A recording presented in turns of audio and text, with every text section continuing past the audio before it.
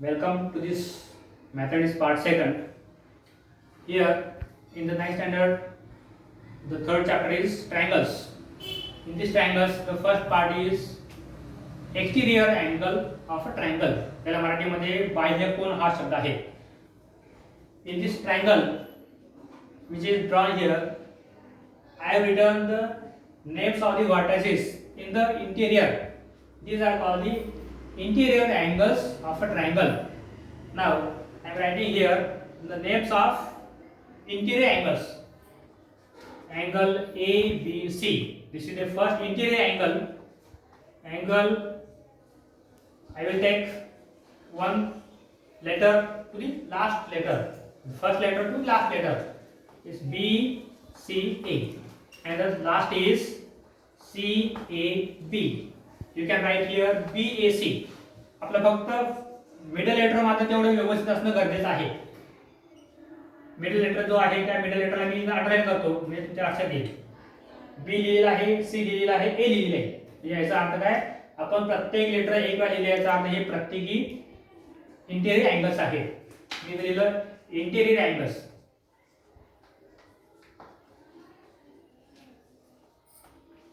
Interior angle.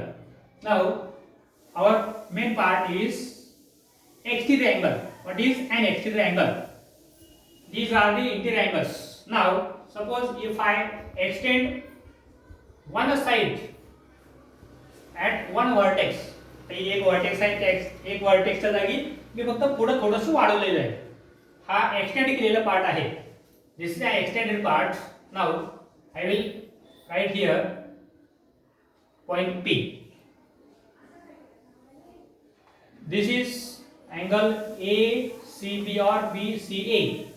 Now at this vertex C, if we see, we get an exterior angle.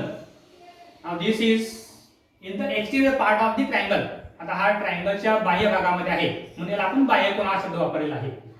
What is the name of the triangle? Sorry, what is the name of the angle? ACP. This is only one extended part. One side is extended. We get here one angle. The angle is ACP. Now this angle is called an exterior angle of triangle at vertex C. तुम्हाला एक मार्कासाठी प्रश्न परीक्षेमध्ये विचारू शकतात. अशा प्रकारची figure असते त्याच्यामध्ये what is the name of an exterior angle in figure. तुम्हाला फक्त एवढं लिहायचं आहे. Angle ACP is an exterior angle of triangle ABC. मग आपल्या इथं फक्त आपण येणार मात्र फिगर जी काढली आहे फिगर प्रमाणे तुम्ही लिहायचं आहे. जास्त तर एक मार्कासाठी अशा प्रकारचा आपला प्रश्न विचारू शकतात त्याप्रमाणे तुम्ही लक्षात ठेवायचं आहे. Now if I extend one side we get one exterior angle. How is this exterior angle? This is interior angle ACB. What is exterior angle? This is in exterior part. आपली पुढे फिगर केसड होणार आहे त्यामुळे इथं extra angle साठी आपण फक्त बघायचं आहे. This is angle ACB interior angle. ACP extra angle. तर आपण या दोघांचा एकत्रित विचार केला तर आपल्याला इथं लक्षात येतं की हे दोन्ही लिनियर पेअर मध्ये आहेत आणि आपण जेव्हा डिफरन्शियल लिहिणार त्यावेळी मात्र ही कंडिशन तिथं महत्त्वाची आहे. An angle which is in the linear pair, which is in the linear pair with an interior angle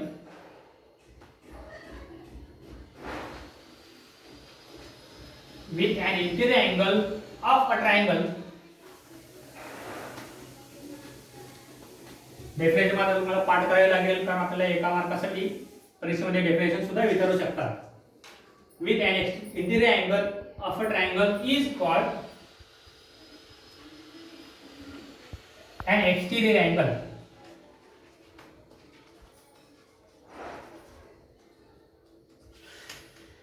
is an exterior angle. परीक्षेमध्ये मात्र तुमची डेफिनेशन महत्त्वाची आहे. आता जो आपला तक्ता आहे त्या तक्त्याकडे यायचा आहे. त्या तक्त्यामध्ये आता इथं आपण पहिला बघितला इंटिरियर अँगल. इथं मी लिहितोय एक्सटीरियर अँगल.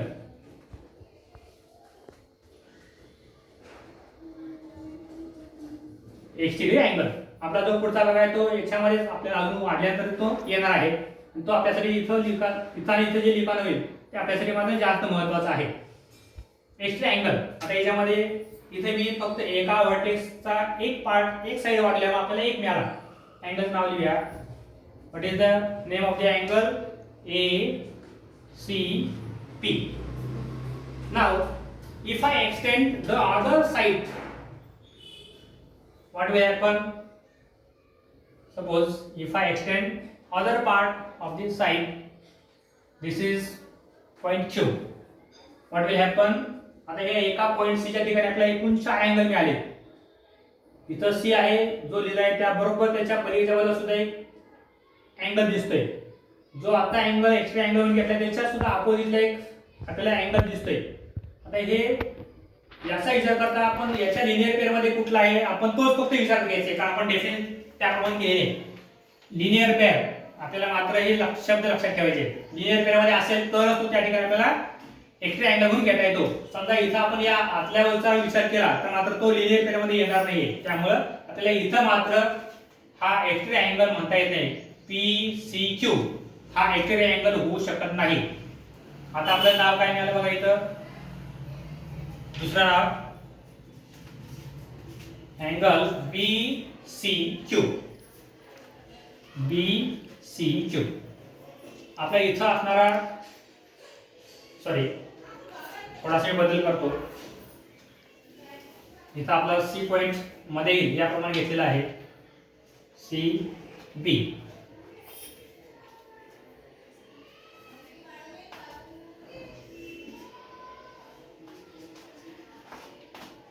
म्हणजे आपल्या इथं मिडल नेमकं कशा प्रकारे असेल आपण त्याचा इथे विचार करून घ्यायचा आहे. आता हा अँगल C आहे मिडल लेटर म्हणजे व्हर्टेक्सच्या ठिकाणी आपण बघितला ACP हा त्याच्या मध्ये असणारा एक्स्ट्रा अँगल आहे. दुसरा आहे BCQ मिडल लेटर आहे C. तुमच्या एक्स्ट्रा अँगलच्या मिडल लेटर सुद्धा तोच आला पाहिजे. आता आपल्या इथं असं दिसते की बरोबर दोन्ही ठिकाणी तोच आलेला आहे, पण एका व्हर्टेक्सच्या ठिकाणी आपल्याला एकूण 2 एक्स्ट्रा अँगल मिळालेले आहेत. तसं आपण इथं सुद्धा बघू शकतो. हा एक पार्ट झाला तर आपण हा जर पार्ट वाढवला तर आपल्या इथं सुद्धा 2 मिळतील. हा पार्ट वाढवला इथं सुद्धा 2 मिळतील. Extend the part.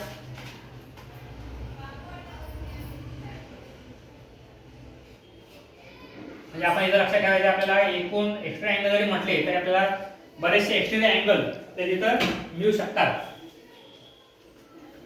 PQ झाला इथे मी लिहितोय RS, इथे लिहितोय T, इथे लिहितोय U.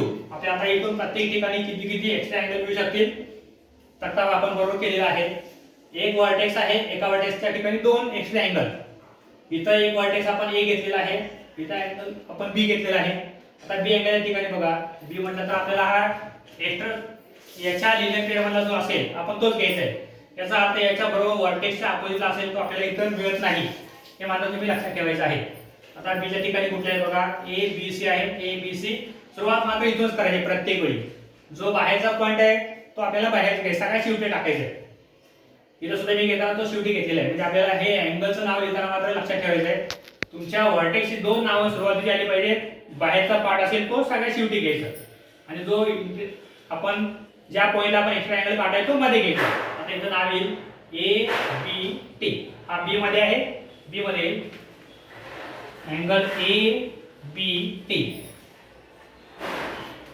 आता दुसरा बघा B मध्ये आले इथं. आता दुसरा आता B चा विचार करता आता हा पलीकडच्या बाजूला घ्यावा लागेल. CQU angle CQU. इथं सुद्धा आपल्याला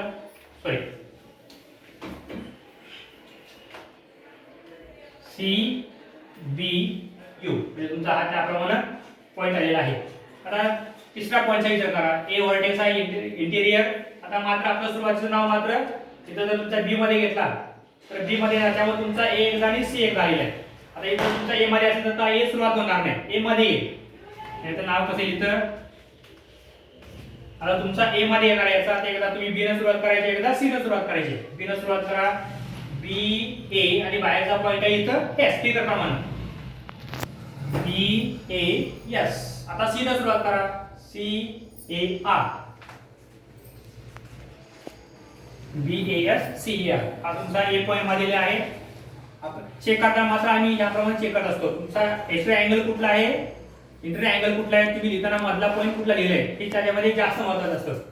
आता आपण हे एवढं पूर्ण केलं, प्रत्येकी एका वर्टेच्या ठिकाणी 2 एक्स्ट्रा अँगल मिळतात. असे एकूण आपल्याला एकूण 6 एक्स्ट्रा अँगल या ठिकाणी मिळत असतात. आता पुढचा पार्ट आहे तो म्हणजे हा पार्ट आपल्यासाठी जास्त महत्त्वाचा आहे, म्हणून मुद्दा आपल्याला तक्ता पुढे वाढलेला आहे.